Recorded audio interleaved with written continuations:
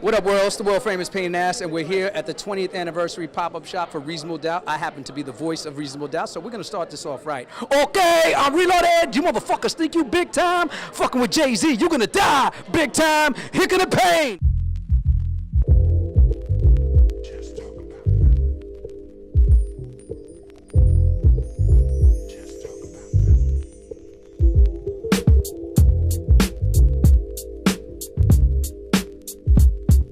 Welcome to the D&D Studios. This is a recreation of what D&D looked like circa 1996 when Jay-Z laid down his vocals for the legendary Reasonable Doubt album. Come here, I'll take you into Studio B, better known as DJ Premier's room.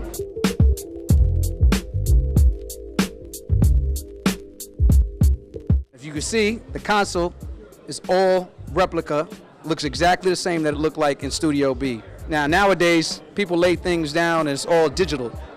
This was the original Pro Tools. Look at that, ET computers. Now, the importance of this album to me and to the world is Reasonable Doubt's success was the key to open up the doors to everything you see today.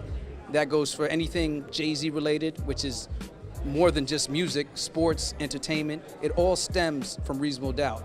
And that's why you'll see a lot of these pieces here at a pop-up shop have most to do with that. Like you'll see a family tree stemming from Jay-Z, Damon, and Biggs to today's artists that you love and you hear today now on the radio. One thing that I really appreciate about this is the brainchild of Biggs. Biggs is known legendary as the silent partner of the three, but to me, I was there from day one and I saw all the hard work and the brainchild of what he put together, and a lot of the stuff you hear on Reasonable Doubt, a lot of the slang, a lot of the style stems from him. What's up, y'all? It's Biggs Burke, and we here at the pop-up shop celebrating the 20th year anniversary for Rock 96, Jay-Z's first album, Reasonable Doubt, here in D&D Studio. Reasonable Doubt means entrepreneurship, it's the spirit of independence. It was a platform that we used to launch several businesses. It's something that I hold dear to my heart, especially since it's one of the masters that was not only our first album, but that we still own all together. The music that was created back then, it was a certain era, and you had to go through certain situations to put that feeling through music. And Reasonable Doubt was something that expressed not only Jay's feeling, but everybody, his partners as well, that was living that life. So back in Rock 96, well, even prior to that, I was from Harlem, Dame was from Harlem. He and I met together, he introduced me to Jay, but there was a certain swag with Harlem guys. Harlem guys was all about getting money, living a certain lifestyle, and playing a certain game. And I was just successful at that game. So I brought a lot of things to the table, obviously, with the champagne, the Range Rover, the Platinum Rolex, and things like that. And Jay incorporated in his music. So a lot of times Jay made music, it wasn't for the fans. Jay made his music for the people that was around him, and he wanted to impress his crew. I mean, I listen to some rap today, but it's funny because I only listen to a lot of music when I'm working out. And the music I still listen to is from Rock 96. So I actually, my playlist is American Gangster and Reasonable Doubt. And I just put it on shuffle and kind of go through that. I add some songs from Kanye, Cameron, and stuff. It's just that not to say that there aren't other good artists, but that music means so much to me. And every time I hear those songs, it puts me in a certain place. I remember the recording of it. I remember the times that we all spent together, so it's just more special. People need to see what the life is before digital, right? When it was an analog world. But I would like to take the credit for all of this, but my chief strategist, Anel Pla, she actually had this idea to bring back D&D Studio. So she called Doug Grammer up and found out that the only piece that he had left was the actual board that we recorded the album on.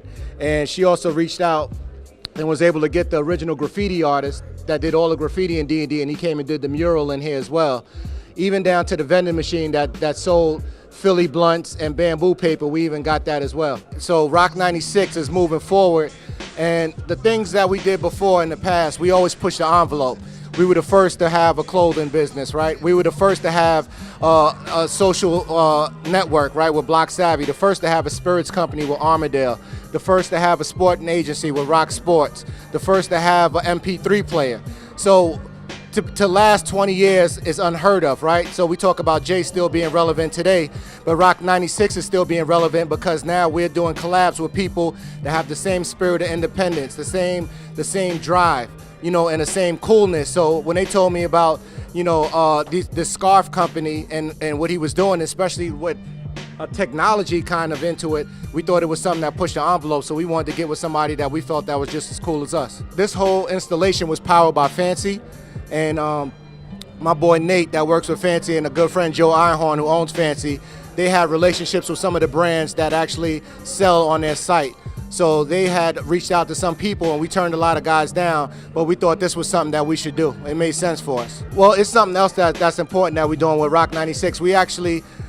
We designed a capsule around each song on the album. So that's gonna be released November 19th in 14 stores around the country. So if you want the Brooklyn finest, you gotta go to Vinnie Styles in Brooklyn.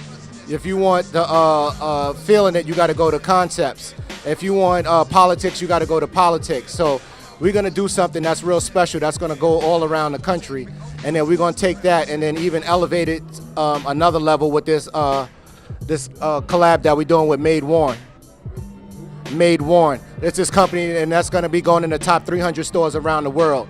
So Colette in Paris, Max Field, Suffrages, and Barney's here in New York. Well, the memory that popped up today was when he showed these skits.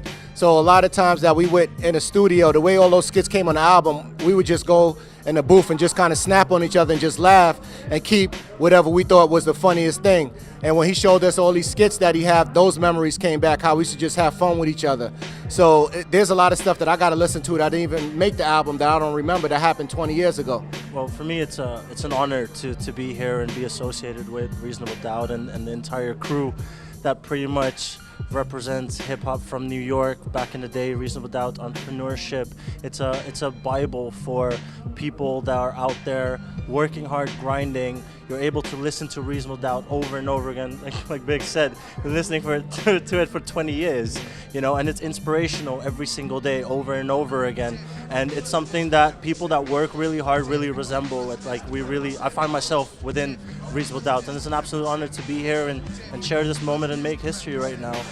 It's insane. It's lost for words based on, you know, everything that these guys stand for and the things that they've done, made history over and over again, and to just be a part of it at the pop-up store here in New York that we opened. It's been absolutely amazing to have people come in and people appreciate the product, appreciate the vibe, appreciate D&D Studios and Biggs for everything that he's done for an entire culture, for an entire movement.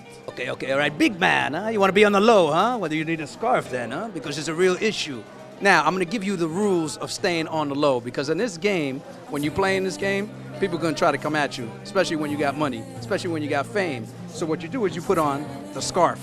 So no more calling me Scarface. You call me Scarf Face, okay? Because now let me tell you about the secret about this.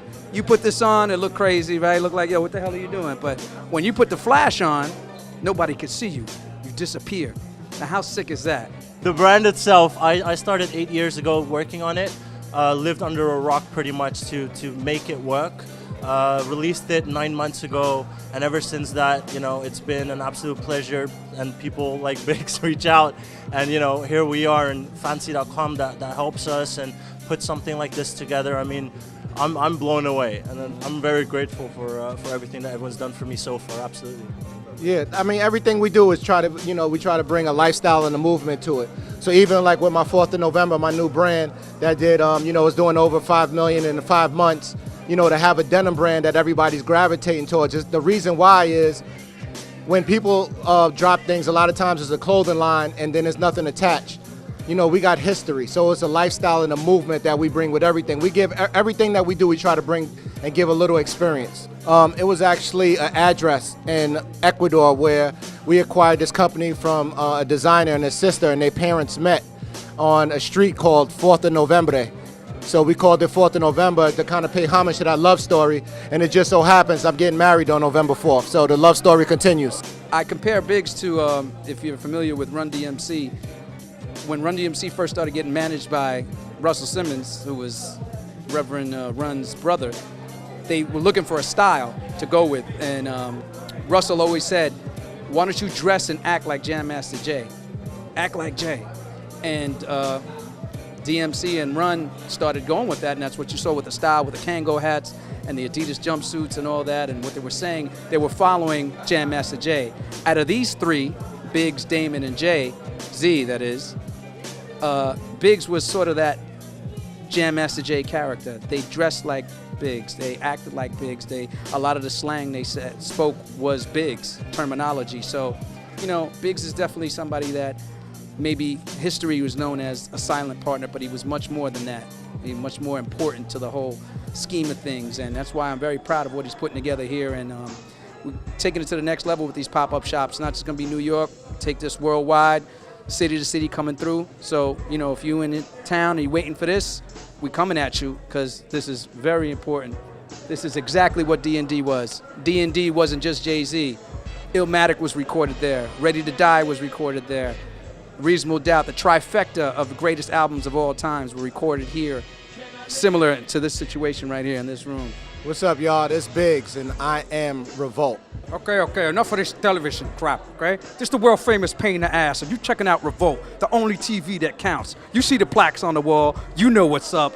You already know it's legendary. Okay, I'm reloaded. You motherfuckers think you big time? Don't watch Revolt. You're gonna die big time. Hick the pain. It's the world famous pain in the ass, and I am Revolt, baby. I'm a revolution right now, right in front of your face. So say goodnight to the bad guys, because you ain't never gonna see a television channel like this, motherfuckers. Anybody else want to drop for me on television? Fuck you, pay me. Nah, we do it every time. Reasonable Doubt, 20th anniversary. I am the voice. I am Revolt. One.